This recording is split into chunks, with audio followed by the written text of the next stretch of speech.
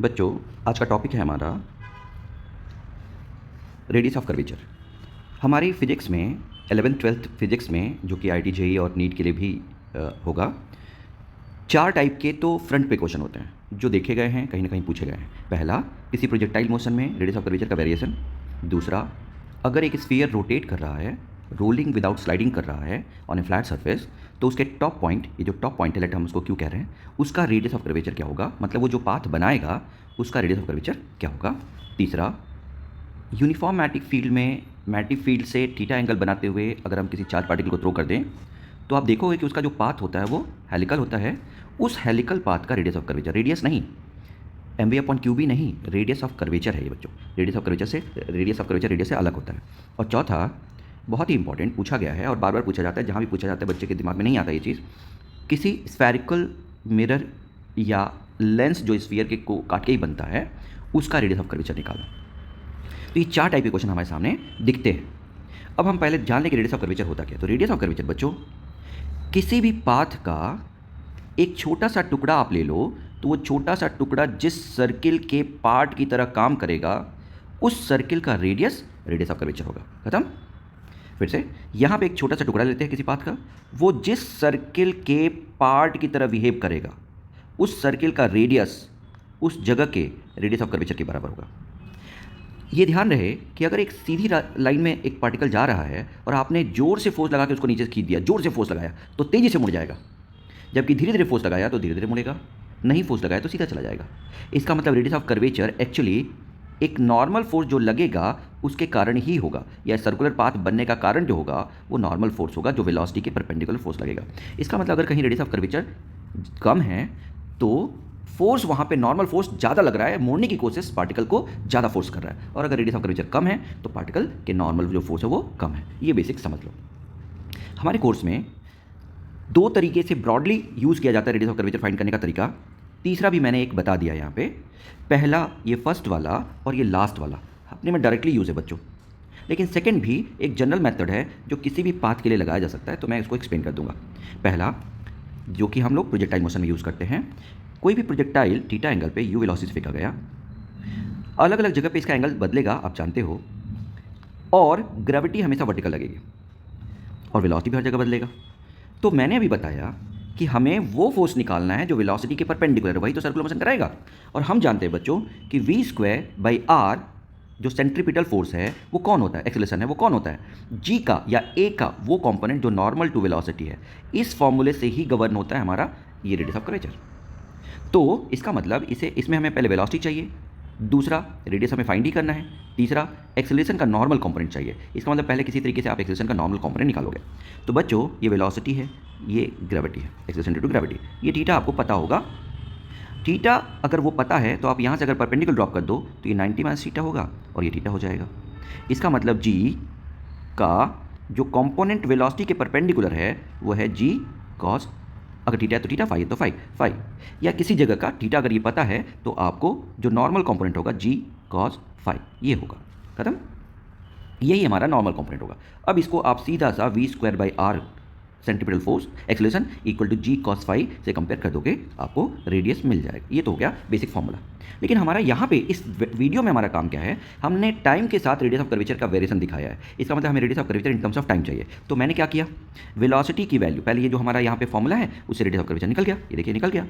Velocity variable और phi भी variable, दो वेरिएबल हो गया, तो हम पहले इसको सिंगल वेरिएबल में बना रहे हैं और उसके लिए कॉन्सेप्ट लगा रहे हैं कि हॉरिजॉन्टल कंपोनेंट ऑफ वेलोसिटी हमेशा क्या रहती है, सेम। तो u cos theta that is initial horizontal velocity equal to v cos phi that is किसी टाइम पे हॉरिजॉन्टल वेलोसिटी, ये दोनों सेम रहेगी। इसे cos फाई की वैल्यू निकाल के अगर हम इसमें रख दें तो हमें ये फॉर्मूला मिल जाएगा। ठीक है, हमें ये फॉर्मूला मिल जाएगा। तो आप देखोगे कि ये फॉर्मूला हमें मिल जाएगा, उसमें पुट करके देख लो। अच्छा, अब यहाँ पे वेरिएबल g, u, थीटा ये सब कांस्टेंट हो गए, वेरिएबल कौन रहेगा, केवल वेलोसिटी। और वेलोसिटी किसी जगह पे कितना होता है बच्चों, उसके x कंपोनेंट, यानी किसी जगह की जो वेलोसिटी है वो x कंपोनेंट और y कंपोनेंट के स्क्वायर करके ऐड करने से मिलता है, वेक्टर है वो।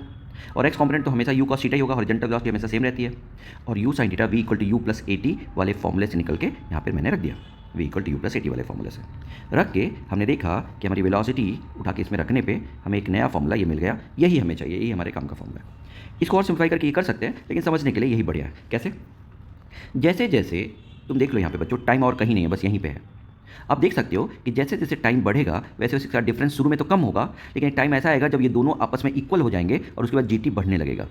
तो you sine theta minus G T को अगर देखें तो एक टाइम तक जब तक you sine theta G T के बराबर नहीं होता तब तक इनका डिफरेंस घटेगा, लेकिन उसके बाद जी टी जब बढ़ने लगेगा, यू साइन थीटा से ज़्यादा हो जाएगा तो इनका डिफरेंस और बढ़ने लगेगा, यानी उसकी वैल्यू और बढ़ने लगेगी। तो पहले वो वैल्यू घटेगी, पहले ये दोनों का डिफरेंस घटेगा और फिर एक टाइम के बाद वो डिफरेंस बढ़ने लगेगा जब जी टी ज़्यादा हो जाएगा। इसका मतलब रेडियस ऑफ कर्वेचर टाइम के साथ अंडर ग्रेविटी प्रोजेक्टाइल मोशन में पहले कम होगा और फिर बढ़ने लगेगा। आप छोड़ दोगे तो बढ़ता ही जाएगा। ये चीज़ यहाँ से समझ में आ गई, यही मैंने वीडियो में डिमॉन्स्ट्रेट किया है। आप देख लो इस वीडियो को, यहाँ पे मैं उस वीडियो को लगा देता हूँ। आज हमारे नए वीडियो का टॉपिक है रेडियस ऑफ कर्वेचर। क्या आपने कभी सोचा है कि एक प्रोजेक्टाइल मोशन में रेडियस ऑफ कर्वेचर कैसे बदलता है? चलिए विजुअलाइज करते हैं। हमने बॉल को फेंका है 54 मीटर पर सेकंड की स्पीड से 45 डिग्री के एंगल पर।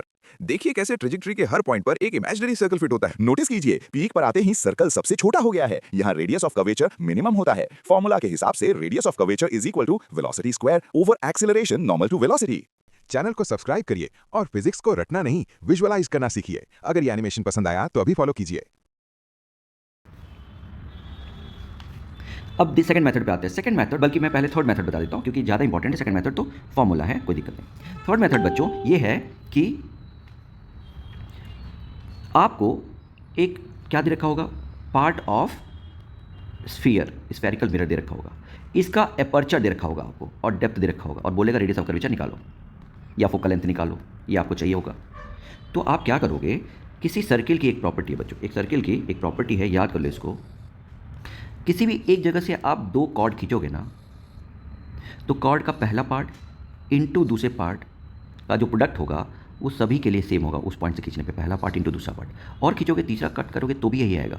यानी ये जो पहला जहाँ पे कट कर रहा है R1 और दूसरा जहाँ पे कट कर रहा है R2, वो दोनों सेम होंगे। इवन टच करेगा तो यहाँ तक ये लेंथ अगर L कह दें तो R1 into R2 is L square, या कभी भी R1 into R2 will be always same, R1 into R2 will be always same, R1 into R2 will be always same.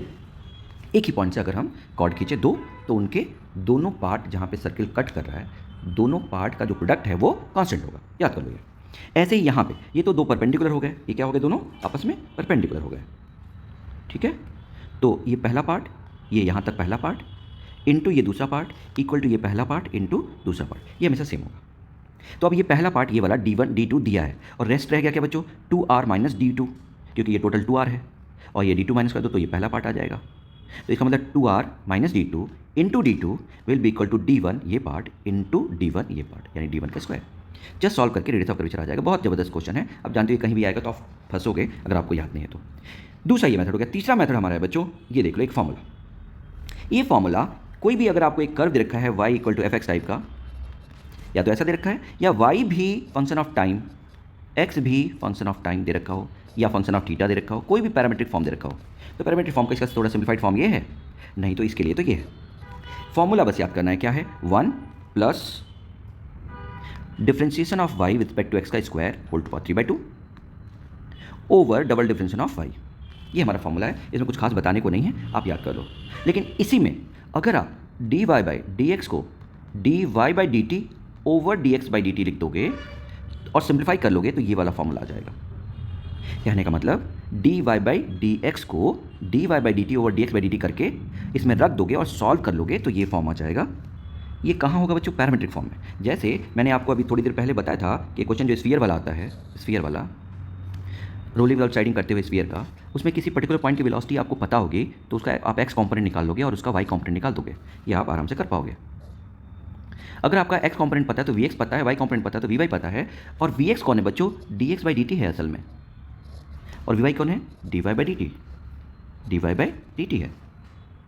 ये दोनों आपको पता है, यानी आपको x डैश पता है, y डैश पता है, सब इसमें रख दोगे और सॉल्व कर लोगे तो आपको रेडियस ऑफ कर्वेचर मिल जाएगा। मुझे लगता है आप याद कर लो कि ये रोलिंग विदाउट स्लाइडिंग करते हुए पार्टिकल के टॉप पॉइंट का जो रेडियस ऑफ कर्वेचर होगा वो 2r नहीं, जनरली दिखता ऐसा है जैसे 2r होगा, 2r नहीं बच्चों 4r होता है, रट डालो। मैं तो कहूँगा रट लो, आप चाहो तो निकाल दो यहाँ से, नहीं आता तो आप कमेंट करो, मैं अगला वीडियो बना दूंगा निकालते समय कैसे निकालेंगे।